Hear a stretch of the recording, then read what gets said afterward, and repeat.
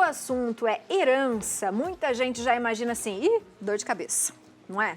Papéis sem fins, conflitos familiares. Mas a verdade é que o segredo na hora de dividir os bens e fazer o inventário está na informação e no planejamento. É isso mesmo. Com as mudanças na lei, a possibilidade de fazer tudo online facilitou esse caminho, viu? Ficou muito mais rápido e mais fácil. Mas é preciso ter atenção, porque caso tenha regras, cada caso tem uma regra, seus custos e suas etapas que precisam ser seguidas, tá bom? Por isso hoje a gente vai aprender a dividir os bens e fazer um inventário sem complicação.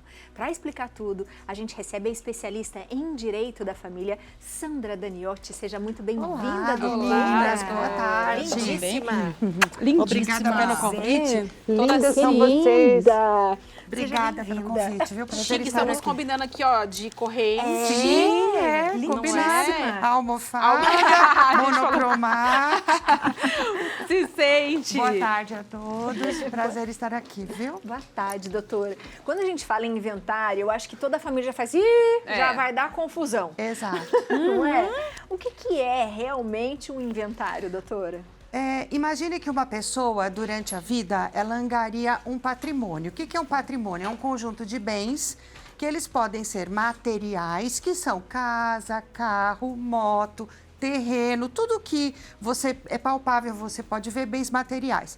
Pode ser os que guarnecem a casa e também temos os bens imateriais, e hoje se fala muito sobre isso, que é a questão internet, nós temos a página da internet, nós temos escritas, livros, então esses também fazem parte desse bem. E aí a pessoa angaria todo esse patrimônio e um dia, né, ela parte dessa vida para uma outra situação que a gente, né, espera que seja melhor e de repente ficam todos os bens lá e a família. Muito bem, então o que a família vai fazer com esse patrimônio? Então esse conjunto de bens deixado pelo falecido ou pela falecida, que nós chamamos em juízo ou nos processos de cujos, a gente diz, né? É o conjunto, é o espólio, é o patrimônio, o conjunto de bens deixado pelo falecido. E quando a pessoa falece, ela perde a personalidade jurídica dela, ela perde o CPF, o RG já não pode mais usar para fazer. Tanto é que as contas ficam bloqueadas, não é isso? Não tem mais aquela movimentação. Então, o que a família tem que fazer? Ela tem que apresentar, seja em juízo na questão judicial ou extrajudicial, fazer a abertura de um inventário. Vamos falar assim para as pessoas entenderem. Todos os anos, não tem, o supermercado não faz um inventário daquilo que ficou no final do ano? Sim. Vai fazer aquela relação de todo aquele material que tem, não é isso? Tanto de arroz, tanto de feijão. É mais ou menos a mesma coisa, numa outra dimensão. Então, relacionar todos todos os bens. Tem esta casa, este apartamento, este terreno, tem estes carros, tem tanto em conta bancária. E que conta bancária? A conta bancária de movimentação normal, ou pode ser poupança, ou pode ser, vamos dizer assim, uma previdência. Aplicações que a pessoa tenha. Exatamente. Então, tudo isso vai fazer parte do espólio. Então, ele deixa de ter aquela personalidade, fulano de tal, RG, CPF, e faz parte o espólio deixado por essa pessoa.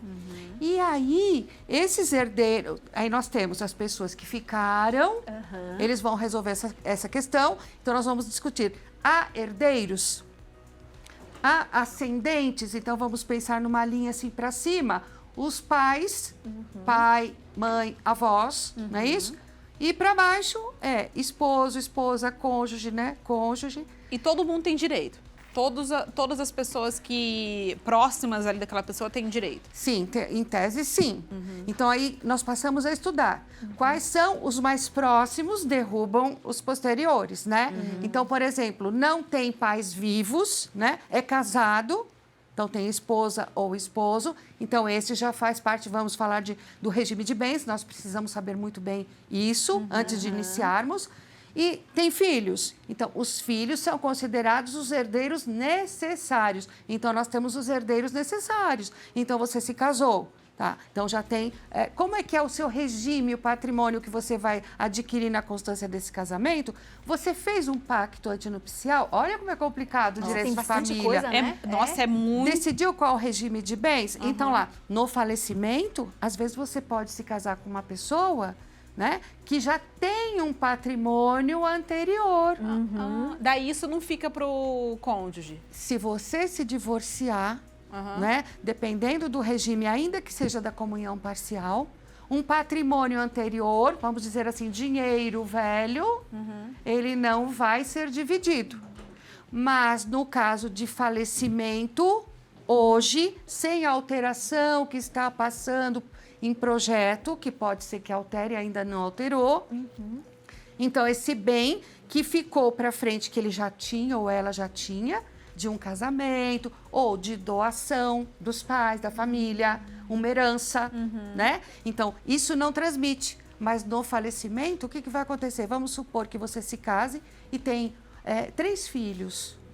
Aí, o companheiro ou o marido vem a falecer. Aí você vai concorrer por cabeça nesse patrimônio. Nossa. Então, veja, se você se divorciasse, não teria o direito, porque não divide, então o patrimônio antigo não. Mas no caso de falecimento, Aí sim. concorre. Então, vai dividir em partes iguais com os herdeiros necessários. Olha E, isso. doutora, como que chama? Estava tentando lembrar aquele documento que a gente faz em vida, que divide os bens. Testamento? Testamento, isso, testamento. Então, Quando testamento- tem testamento? Muito bem lembrado. É importante as pessoas saberem, porque quando a gente fala na questão morte, é triste e chato, e você fala, não. Deixa isso pra não lá. deixa pra lá, não quero falar isso. Não vai chegar, isso não traz tá mau próximo. agouro, não é verdade? Só que quando a gente chega na situação da família da gente, e você vê que você perdeu um ente querido de repente, e que você não esperava, porque na verdade a gente sabe que a única coisa que nós temos na vida que é certo é a morte. Exato. Porém, a gente não gosta de falar dela. Não. E a gente não sabe que dia, que hora e como vai acontecer. E às vezes inverte-se a situação. Às vezes a ordem natural das coisas é que os mais velhos partam primeiro, né? Os pais, os avós. E às vezes acontece anteriormente. Mas vamos dizer que eu sou mais jovem, né? Bem mais jovem que os pais, um jovem 20 anos, 30 anos, quantos anos acima de 18 anos, pode fazer um testamento. O que é um testamento? O testamento é um documento que você faz em vida. No caso de falecimento, do seu falecimento, você já está projetando. Olha, no caso do meu falecimento, eu quero que tal patrimônio que recebi em doação ou de herança, ou que for o que eu adquiri com o meu esforço, seja partilhado da seguinte forma. Ou que seja dividido entre meu irmão, minha namorada, meu tio, ele pode fazer. Só que nós temos que ter um cuidado. O testamento, muitas vezes, se você pensar que você tem herdeiros, você não pode esbarrar na questão da legítima. O que é legítima? É o direito dos herdeiros, que ninguém pode tirar, está na lei. Não posso favorecer 2 filhos e tirar um filho desse testamento, por exemplo. Não posso. Depende da situação. Se a gente falar em dignidade, um filho que maltrata, que xinga, que abandona. Abandonou. Mas se ele for um filho como qualquer outro, ele vai ter direito, mesmo o pai não deixando para ele. Direito que está na lei, direito legal. Então, se fizer um testamento retirando todo o direito sem justificativa legal, é isso que é importante falar. Sem uma justificativa, então ele é um ato, tá? O testamento, muito embora seja por escritura, nós podemos falar que pode ser por escritura, ainda que seja pública, mas ele pode ser particular, um documento particular, e pode ser o público, ainda assim, ele pode ser impugnado. Porque vai dizer, por que me deixou de fora, sendo que a lei me garante X%? Então, quando se fizer um testamento, é sempre bom consultar um profissional de sua confiança, que normalmente um advogado. Você diz, mas no cartório eles me dão informação. Gente, é o que eu sempre falo, o cartório faz o trabalho dele, mas orientação jurídica você tem com o advogado, advogada.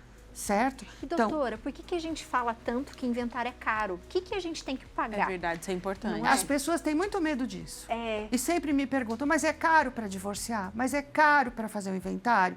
depende do que você diz que é caro, o que é trabalho. Então, quando a gente vai fazer vamos falar assim, honorários. Quando você pensa em honorários, eu penso no trabalho que eu vou ter, na dificuldade que você vai ter para executar esse trabalho, para elaborar os seus honorários. Sendo que a OAB, ela apresenta honorários, limites, que é o mínimo.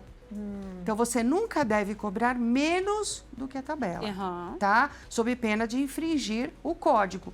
Mas, daquele patamar para cima, cada um decide o valor e o cliente pode escolher o profissional e aquilo que ele pode fazer o pagamento.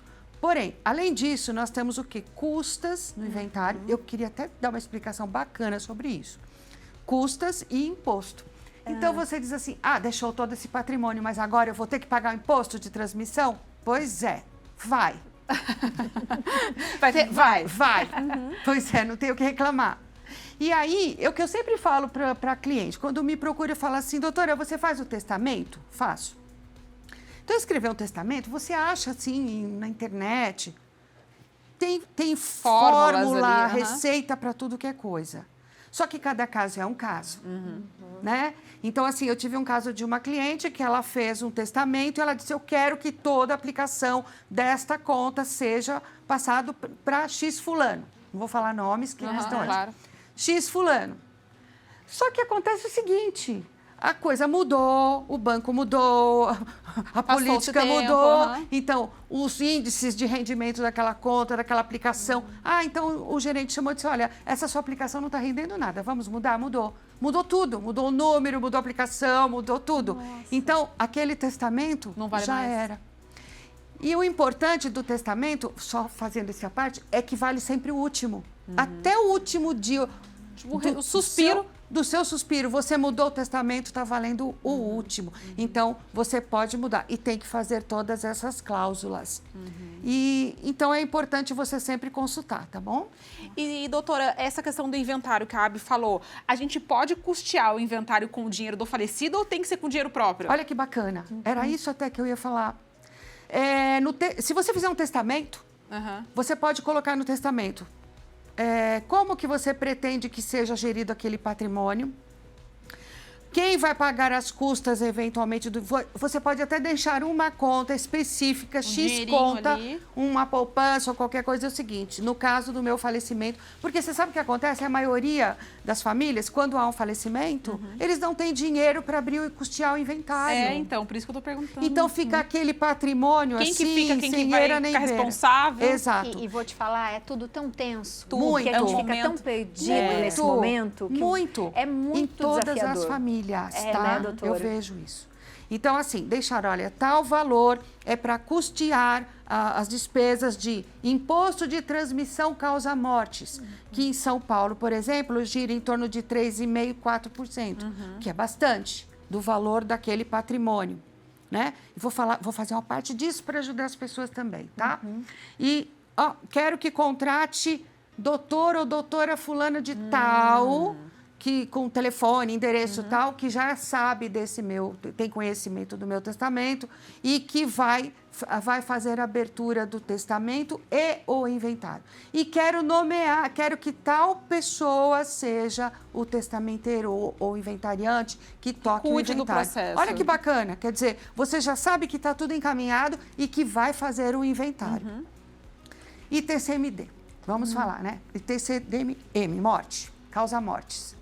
Gente, 4%, às vezes, de um patrimônio pequeno, não é tanta coisa. Mas de um patrimônio grande, a pessoa não vai conseguir pagar. Não tem dinheiro, você vai falar com o herdeiro, vai falar com outro, vai falar, pelo amor de Deus, não tenho. Olha, a situação está ruim, não tem. Então, às vezes, você não faz porque um herdeiro não paga, porque o outro não quer, porque, mas o meu advogado falou que isso... Então, a notícia que eu tenho para dar para vocês é o seguinte... Se não tem condições financeiras e demonstrada que a família está numa situação difícil, pede gratuidade de justiça. Mas vai depender do juízo deferir ou não. Mas existe pedido, a gente pode fazer, né? Segunda coisa, o ITCMD, muitas vezes, tá? A gente tinha, ainda quando era época de papel, né? Hoje já não, mas ainda tem um ou outro processo. Então, você tinha os processos que ficavam engavetados, por quê? Você fazia tudo, juntava os documentos, fazia tal, chegava na hora de recolher o imposto para homologação de um inventário. Último passo. Último passo, homologar. E sair a carta de sentença, que é um inventário, um livro que sai todo ali, né? Copiado, Todo processo, tudo né? com a sentença. A homologação é uma sentença judicial. E não recolheu o imposto. O que acontecia? É engavetado. Engavetado. O juiz não homologava. Hoje, nós já temos, essa lei tem aproximadamente uns 3 anos, que decidiu-se o seguinte: o juiz, ele não é fiscal da Fazenda. Então, assim, ele não pode obrigar você a recolher o imposto sob pena de não homologar uma partilha. Então, a partilha está correta? Passou pelo perito, pelo contador do fórum, foi feito Está tudo certinho? Nenhum herdeiro recebeu mais ou menos, tudo certinho conforme a lei? Está tudo preservado? Tá. Recolheu o imposto? Não recolheu. Você faz o pedido e o juiz homologa e diz o seguinte: bom, meu amigo, é o seguinte, eu já homologuei. Você vai resolver lá com os órgãos competentes como você vai pagar e quando você vai pagar. É Cada um óbvio. faz sua parte, né? Exatamente. Ai, é muito Gente, complexo, não né, é? Abi? E eu acho que a gente pode voltar a falar sobre Eu as, acho que sim. as divisões, quanto pode, quanto não pode, o que acontece. Você volta, doutora, por favor, porque é tanta Ai, coisa com o maior pra perguntar. prazer. Adorei, viu, o E convite. a doutora explica de uma maneira é gostoso clara, é de gostoso entender, né? de entender. Eu gosto, né, da área e eu vou falando. E a minha intenção é sempre assim, facilitar a vida das pessoas, não é verdade? É verdade, facilitou. Facilitou. Se alguém Muito tiver dúvida, obrigada. pode comentar a foto dela no nosso Instagram, que a doutora corre lá e responde também, né, doutora? Sim, sempre que possível a gente faz isso, tá Então, bom? perfeito. Obrigada. Muito obrigada. Obrigada pelo convite, uma boa tarde a todos. Obrigada. Você é sempre muito bem-vinda à Muito nossa obrigada, casa. viu? doutora? Obrigada, Você pode Felipe. ficar aí, se o pessoal vai dar uma aguinha Isso. pra você, Obrigada. a gente já manda beijo de novo. Obrigada. Muito gostoso. Que legal, né? Muito, E a Abi. gente, é um assunto que a gente, às vezes, reluta pra saber A gente fica e depois você fica postergando. cheio de dúvida. Então, a gente tampa ali o sol com a peneira e fala, não vamos falar sobre isso não, né? É importante a gente falar. É muito importante, viu, minha gente?